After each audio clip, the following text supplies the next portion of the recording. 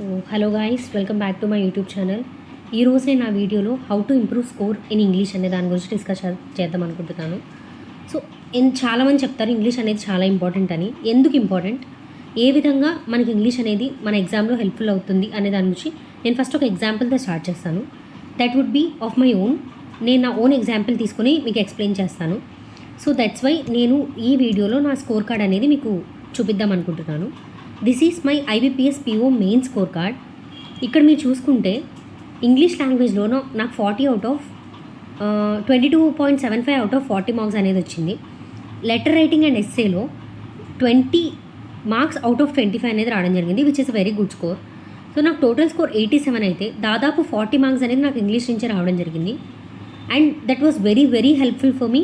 Half of the score నాకు ఇక్కడ ఇంగ్లీష్తోనే అయిపోయింది.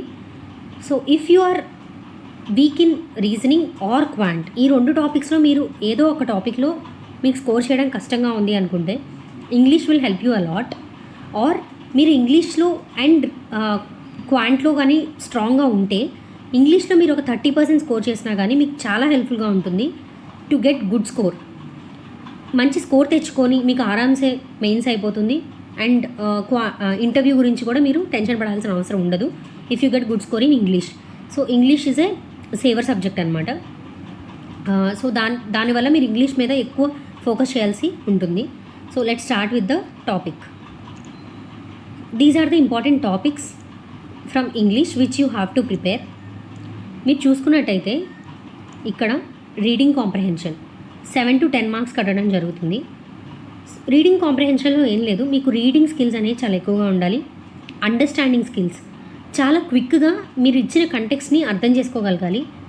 అండ్ దీనికి మీరు సెపరేట్గా స్పెషల్గా క్లాసెస్ ఏం చూడక్కర్లేదండి. It comes with the practice. మీరు కొంచెం టిప్స్ అండ్ ట్రిక్స్ కోసం మీరు దీని గురించి క్లాసెస్ చూడొచ్చు. బట్ రీడింగ్ కాంప్రహెన్షన్లో మీరు ఎక్కువ స్కోర్ చేయాలి అనుకుంటే మాత్రం మీరు ఎక్కువ ప్రాక్టీస్ అనేది చేయాలి. సో హయ్యెస్ట్ వెయిటేజ్ ఉన్న టాపిక్ రీడింగ్ కాంప్రహెన్షన్. మీకు ఈజీగా ఒక్కసారి కంటెక్స్ట్ ఆఫ్ ద ప్యాసేజ్ కానీ అర్థమైతే, వాడిచ్చిన ప్యాసేజ్లు కానీ కంటెక్స్ట్ మీకు అర్థమైనట్టయితే మీరు 7 to 10 క్వశ్చన్స్ ఈజీగా అటెంప్ట్ చేయొచ్చు. అండ్ ఇక్కడే మీకు 7 to 10 క్వశ్చన్స్ అనేది స్కోరింగ్ అనేది ఉంటుంది.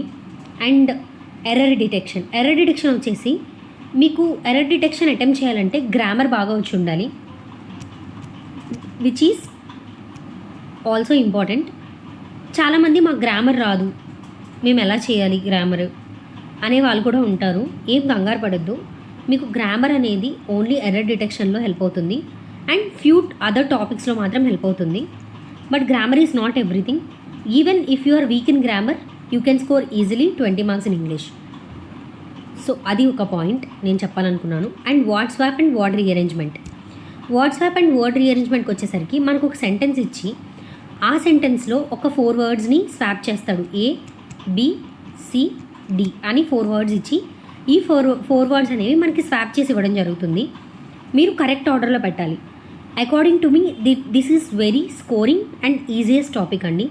మీకు ఒక బేసిక్ అండర్స్టాండింగ్ కానీ ఉంటే మీరు ఈజీగా you can detect by reading the sentence it self. మీరు ఐడెంటిఫై చేయగలుగుతారు ఏది ఎక్కడ రావాలి అనేది.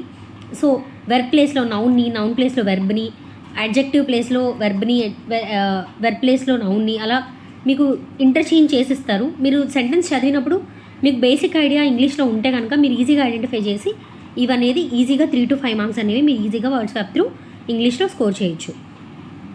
అండ్ ఫేస్ రీప్లేస్మెంట్ ఏంటంటే మనకు ఒక సెంటెన్స్ ఇచ్చి ఒక ఫ్రేజ్ ఇస్తాడు. ఈ ఫ్రేజ్ ఐదర్ మీకు తప్పిచ్చి కరెక్ట్ ఫ్రేజ్తో రీప్లేస్ చేయమంటారు ఆర్ మీకు మోస్ట్ సూటబుల్ ఫ్రేజ్తో రీప్లేస్ చేయమంటారు. సో ఆ విధంగా మీకు ఫ్రేజ్ రీప్లేస్మెంట్ కూడా అడగడం జరుగుతుంది. ఇది కూడా నాకు తెలిసి మీకు one of the scoring topics అండి. ఫ్రేజ్ రీప్లేస్మెంట్ కూడా ఈజీగా మీరు సెంటెన్స్ చదివి మీకు ఈజీగా అర్థం చేసుకొని మీరు పెట్టేయచ్చు. ఇవన్నీ కూడా లైక్ చెప్పాలంటే వన్ లైనర్స్ అనుకోండి. మీకు క్వశ్చన్ చదవగానే మీకు అర్థమవుతుంది కంటెక్స్ట్ ఏంటి, ఏ కంటెక్స్తో ఇచ్చాడు అనే దాన్ని బట్టి మీరు ఆప్షన్ ఎలిమినేషన్ చేసుకొని కూడా ఇవన్నీ పెట్టచ్చు. ఫేజల్ రీప్లేస్మెంట్ ఇది కూడా మీరు ప్రాక్టీస్ చేయండి బాగా. అండ్ క్లోజ్ టెస్ట్ అంటే ఒక పారాగ్రాఫ్ ఇచ్చేసి అక్కడక్కడ మనకి ఫిల్ ఇన్ ద బ్లాంక్స్ అని ఇస్తారు. మీరు పారాగ్రాఫ్ చదువుతూ సూటబుల్ ఆప్షన్ అనేది ఇక్కడ మీరు పెట్టడం జరుగుతుంది. వీటికి కూడా మనకి ఇది క్వశ్చన్ నెంబర్ 1 అంటాడు, ఇది క్వశ్చన్ నెంబర్ 2 అంటాడు, ఇది క్వశ్చన్ నెంబర్ 3 అంటాడు, ఇది క్వశ్చన్ నెంబర్ 4 అంటాడు. ప్రతి క్వశ్చన్కి మీకు 4 ఆప్షన్స్ ఇస్తాడు. సో ఇవి మీకు అటెంప్ట్ చేయడానికి ట్రిక్ ఏంటంటే సపోజ్ ఇక్కడ మీరు వెర్బ్ ప్లేస్లో మీకు ఫిల్లర్ ఇచ్చాడు, I mean fill in the blank ఇచ్చాడు. కానీ ఇక్కడ మీకు ఇచ్చిన వాటిలో ఒకటి నౌన్ ఉంది, ఒకటి యాడ్జెక్టివ్ ఉంది. ఇక్కడే మీరు ఈజీగా ఈ 2 ఆప్షన్స్ని ఎలిమినేట్ చేసేయచ్చు. ఈ రెండిట్లో మీకు టెన్సెస్ కానీ, ప్రాపర్ టెన్సెస్ కానీ, ప్రాపర్ మీకు కొంచెం బేసిక్ గ్రామర్ ఐడియా ఉంటే మీరు ఆప్షన్ వెరిఫికేషన్ త్రూ, మీ ఆప్షన్ ఎలిమినేషన్ త్రూ ఈ క్వశ్చన్స్ అనేవి ఈజీగా అటెంప్ట్ చేయొచ్చు. లేదంటే మోర్ ప్రాక్టీస్ ద్వారా మీకు ఐడియా వస్తుంది ఎలా అటెంప్ట్ చేయాలి ఏంటి అనేది.